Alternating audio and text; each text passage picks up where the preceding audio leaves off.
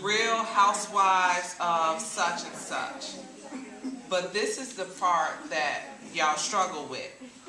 Y'all struggle with these women are getting paid big bucks to act a fool.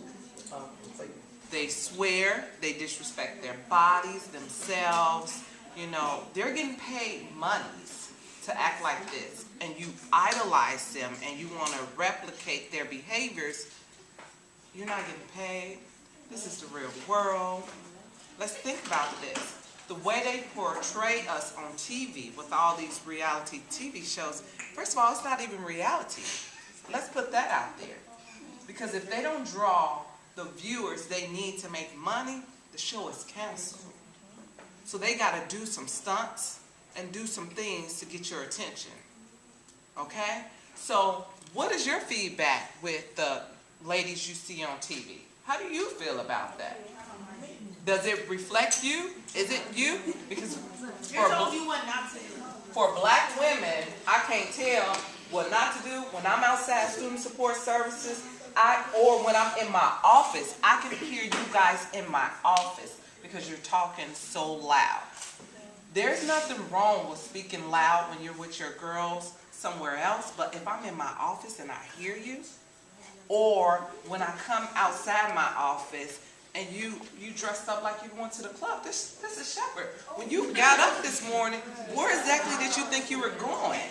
Like, in what? Listen up, listen up.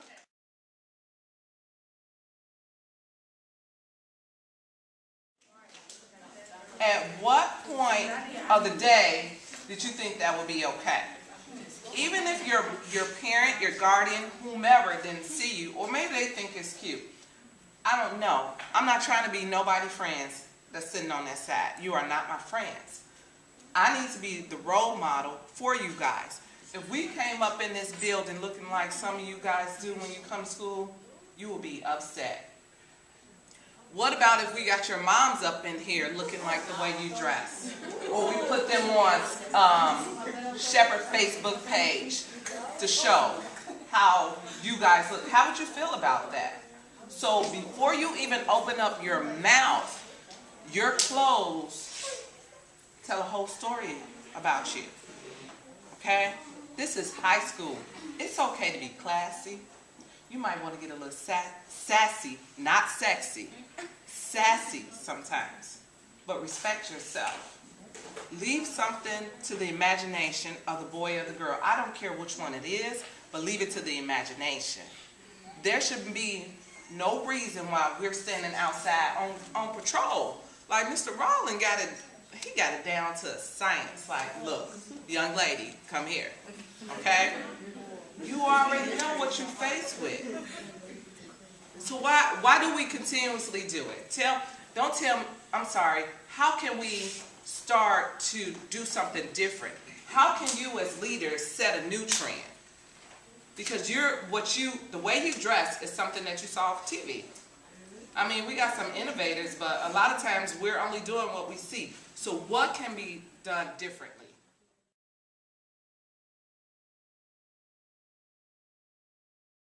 Because what you imitate and mimic, that's false. That's a false perception. What you're doing behind these doors, that's a real deal. You are your future. Okay? So you need to figure out, okay, am I just going to remain stagnant or I'm going to make a move? You could be pioneers. You can have the next generation looking up to you. But you have to respect yourself first. And that comes from, I hear a lot of what you're saying. This person may know that. I don't care if they're white, black, Mexican. It doesn't make any difference.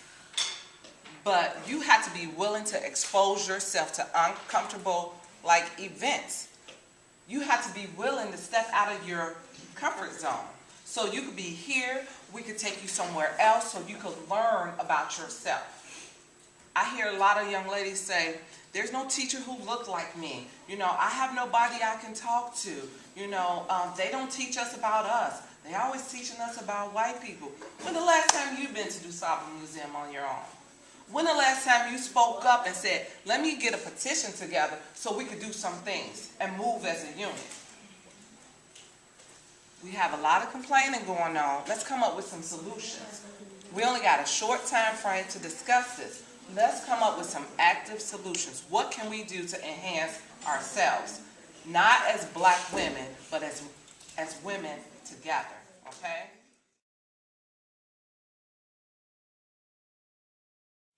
You had a question? Your hand was up? No, I wanted to talk about how you was saying how most people dress from the way they see it on TV. That's not always the case. Because if somebody see their mama dress like that and they grew up with their mama dressing like that, they gonna follow after their mama. Their mama act crazy in the streets, they gonna act crazy. But let me tell you something. Let me tell you something. Now listen up. I'm gonna share with y'all some things. My mom left me on my 11th birthday. She was high as ever. When I graduated from Richards in Oak Lawn, my mom was under the influence at my graduation. I lived in Robert Taylor's. I grew up in Inglewood. I moved to Calumet Park. So yes, my mom had some trials and tribulations. The environment around me, most of my friends I went to primary school with, they have babies, they're dead or in jail. That is not my standard. I refuse to be like them. I refuse to be addicted to drugs. I refused all of that, but it came from the support of people in my school, my coaches, different people, my friends. You know what's right, you know what's wrong. If your mom out there looking a mess, you hope and praying. But listen, But it's a part of building. How many people had a mom? You hoping and praying, I hope my mom don't come up to the school looking like that. Ooh. You know what's wrong.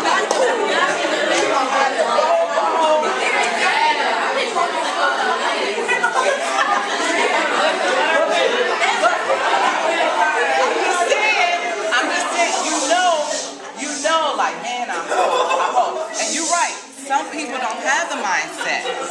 You're correct.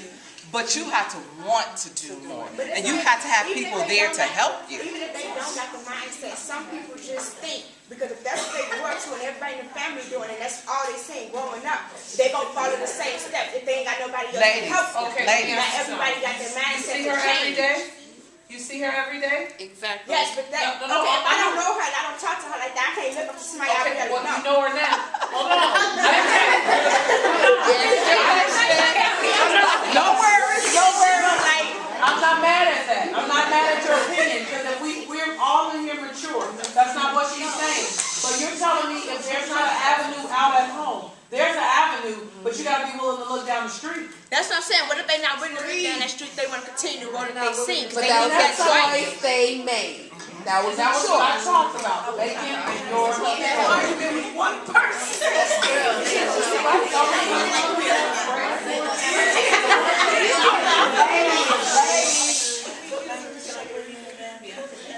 Kimber? So this group of leading ladies, like, I feel like we should be setting an example, right? So, you know how we're supposed to dress up every Tuesday? Okay, I know I didn't dress up today, but I'm just saying, like, how do we get people to look at us to see that we're in leading ladies, to see that we're setting an example, like, Become uniform. right? I will tell you, I heard this group was in existence, and from talking with Ms. Gaddis, I was aware of it.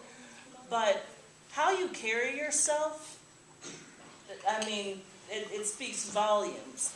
I mean, how loud you project your voice, how much negative attention you draw to yourself. Like, to me, it's no different than I'd say to anyone wearing a Shepard uniform. You're representing something that's larger than yourself. There should be an expectation, a unified expectation among you ladies of how you're going to behave and how you're going to present yourself. Whether you're being asked a question about why are you in the hallway because the bell rang, to can you show me where the main office is? And the level of negative attitudes that sometimes the adults or other people in general encounter. When you say leading ladies, the operative word there to me is lading. You have to be a lady 100% of the time.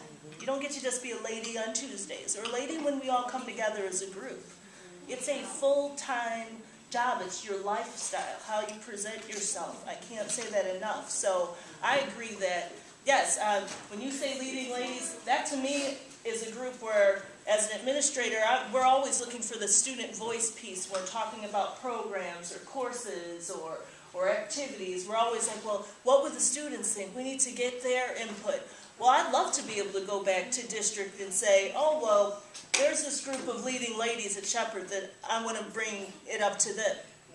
But I want, when they walk in this building and they see the group of which I've consulted with, to truly be leading ladies, not to be people yelling and screaming in the hallway or people fighting over a text message or something on Instagram.